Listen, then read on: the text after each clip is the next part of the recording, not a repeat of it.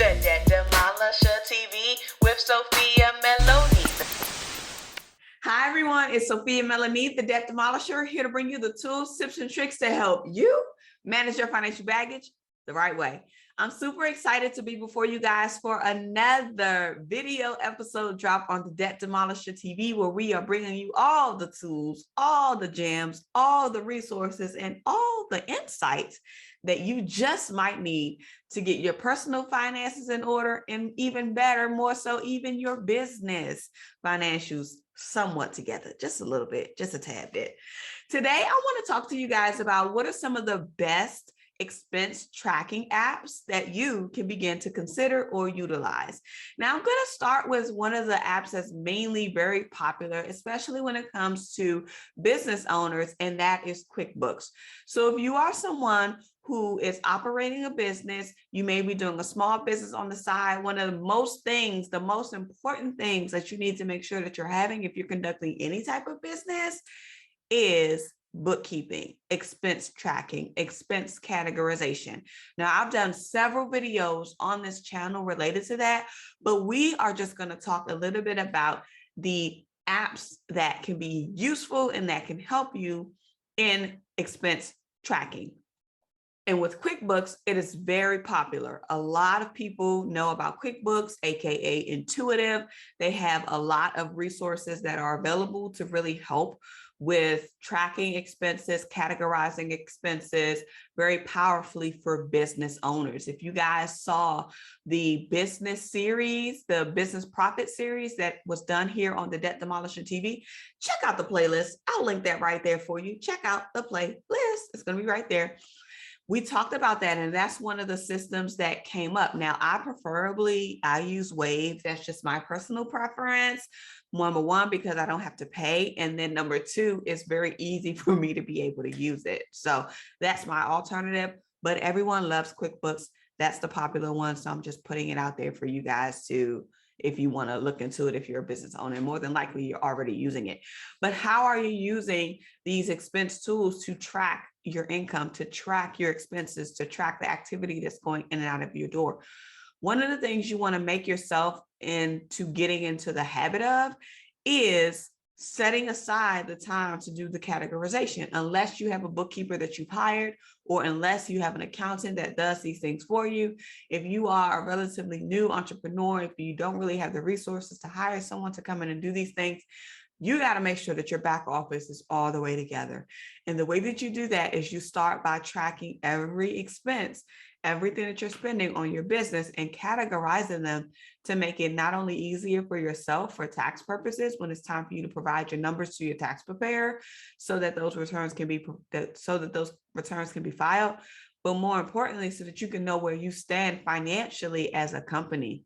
So many times we start these business ventures and we start these activities saying we want to be able to make all of this money, we want to be able to do this, we want to be able to own our own time, but we're not doing the analytics behind our business to see how fluent it is, if it's solvent or if it's insolvent. And in order for you to do that, you have to have a way to track and categorize what's happening inside your business. So not just saying, okay, I got all of my expenses here and then I have all my income here. You really want to be able to dissect it and break it out so that you can know how much you're spending on rent, how much you're spending on subscriptions, how much you're spending on software, how much you're spending on meeting client needs, because there are some instances where some of those costs that you incur are directly as a result of a client. And so you have to be able to, or not even just a client, but what you create or what you produce as a deliverable. If you have a physical piece of tangible item that you sell, those goods. So we know that there are expenses that could be directly related to that, but you want to be able to know how your cost is being segregated, how it's being segregated, and what's costing you the most money. So regardless of where you are, if you are aspiring business person, if you are already a business person, make sure that your business books are together, and you can use software such as QuickBooks or Wave to help you stay on track with that categorization. And the key is staying on top of it so that it doesn't pile up. because once it begins to pile up, you're going to be like, okay, I don't even want to do this. So don't let it pile up. Create a schedule and do your allocations at least, and your categorizations at least monthly to stay on top of things. The next one is my personal favorite, and I've mentioned this before, Personal Capital. Personal Capital is an amazing, not only expense tracking app, but it really helps you with tracking your personal capital, your net worth, your expenses, everything. You can put everything inside of Personal Capital, and it's an amazing tool to use. I love the updates that I receive. I love the notifications that I get, and I love the easiness and the ability to link all of my accounts inside of there so I can see where I stand at any given moment. And even when it comes to the assets that I own that requires or that will result in an actual like estimation or valuation of the value of it, Personal Capital will do that. It will do that. It will give me the estimates. It'll say, oh, well, based on your residence here, this is what the updated value is, or based on your asset here, this is what is saying that this vehicle is worth. So one of the things I appreciate about Personal Capital is the ability that it gives me the updates, especially for those assets that may not have like a physical dollar amount that's easily readable, identifiable, and really subject to what it is that we're covering. So I'm going to put a link down in the description box that's going to take you to Personal Capital for you to be able to check it out. If this will be a referral link. So if you end up signing up or creating an account, and you don't have to pay for anything, it doesn't like charge or anything unless you want to upgrade your plan. But there is a reward that they're giving away, I believe, $20 or $25 gift card for the both of us if you sign up and you link your accounts and all of that. I'll get a $20 gift card, Amazon gift card, and you will as well. And I think it has to be active for like 30 days or something like that. And then after the 30-day window, then they will supposedly issue the gift card. So I'll put that link down there for you guys to check it out if you're interested. That will help both of us out. And that would be awesome to be able to do. But Personal Capital is an amazing tool, and it's one that I've actually been using for a while. And I just really appreciate the flexibility that it allows me to be able to see across all of my accounts, including my retirement accounts.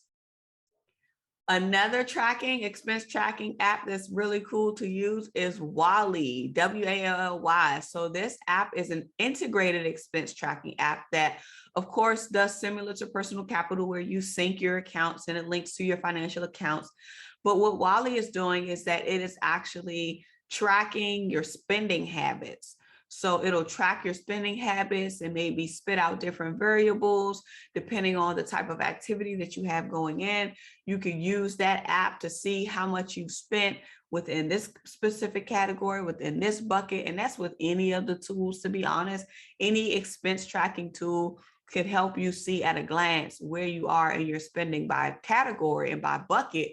It's just your responsibility to identify what you want those buckets and those categories to be.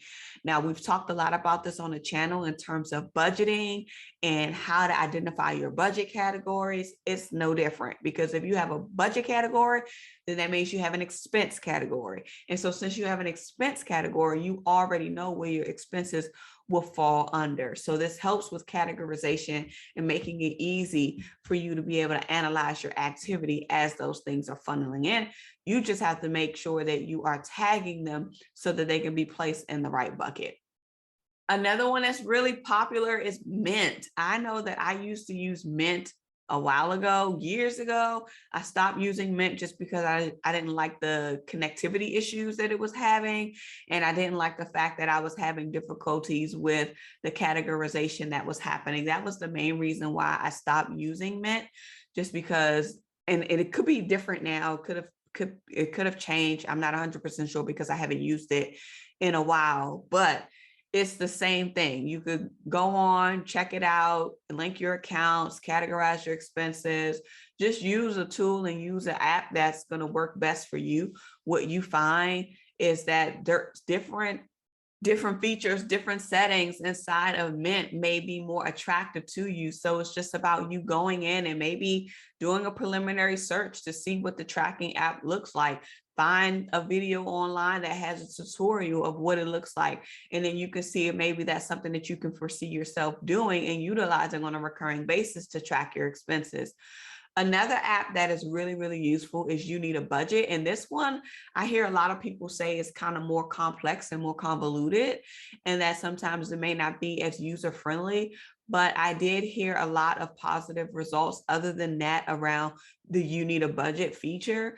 Now, I do know that they do have tiered plans as well. So maybe not all of their programs or their offerings are free, but you can go and you can check it out and you can find a tutorial for you to be able to check out to see if this is something that you want to be able to get into. Last but not least, I want to share an expense tracking app that I think is really cool, and it's called Envelopes. So like money envelopes, but it's Envelopes. So what it is this particular app is more so designed to help you with forecasting and using any of the excess funds that you may use as a result of spending. So it's kind of like the round feature. I don't know if you guys have maybe heard with some of your banks where they would do the round up, where you could opt to round up. So if you swipe $3.50 on a transaction, it'll take $4. So that way it'll give you the difference, the 50 cents to go into the savings to kind of help you automatically save. Acorns does a similar feature as well, where you link your bank accounts to Acorns, and then as you spend, it'll round up, or it'll round up to whatever the nearest percentile is that you want to choose, and then that excess money will go into acquiring stock through Acorns. So they call it like a roundup feature. But Envelopes is similar to that, except that it helps you with forecasting. So it helps you with forecasting and planning what to do with that excess money. If you spent $50 or $55, it'll say, okay, there's a $60 difference, or maybe if you want to go up to the 100 mark, $45 difference. What do you want to do with that money? You can use that extra $45 and put it towards this or put it towards that, whatever specific goals that you set. So Envelopes is like a digital budgeting forecasting app, which I think is really cool. So if you guys are into more analytics and you want to see how you can repurpose any of the funds that you have as you spend, it's going to be really helpful with really allowing you to see what you do with the differences of your money. Now, we know that we talk about non-essential expenses, we talk about scrubbing our expenses, but have we thought about forecasting? Have we thought about what can we do with the difference in what we spend if it's not to a whole dollar amount, or even a $10 amount, or $20 or $100 amount, whatever that looks like, whatever the increment is for you. So consider these options, see what you need, get into the habit of tracking your expenses, get into the habit of being analytical around your expenses, because it's not just about looking at them, it's not just about categorizing them. The main thing is the data that it's going to produce. And the only way for you to be able to know how to change and how to transform maybe some of the instances and some of the conversations or the behaviors that you have around your finances, you got to be able to analyze it and use the tools that can help you analyze it so that you could do something differently in your finances. So with that, I want to thank you guys so much for tuning in. And I want to remind you that your financial prosperity awaits you, and so does your financial sanity. All right, y'all know what to do. Get to work. Bye. The Debt Demolisher TV with Sophia Melonē. The Debt Demolisher TV with Sophia Melonē. The Debt Demolisher TV with Sophia Melonē.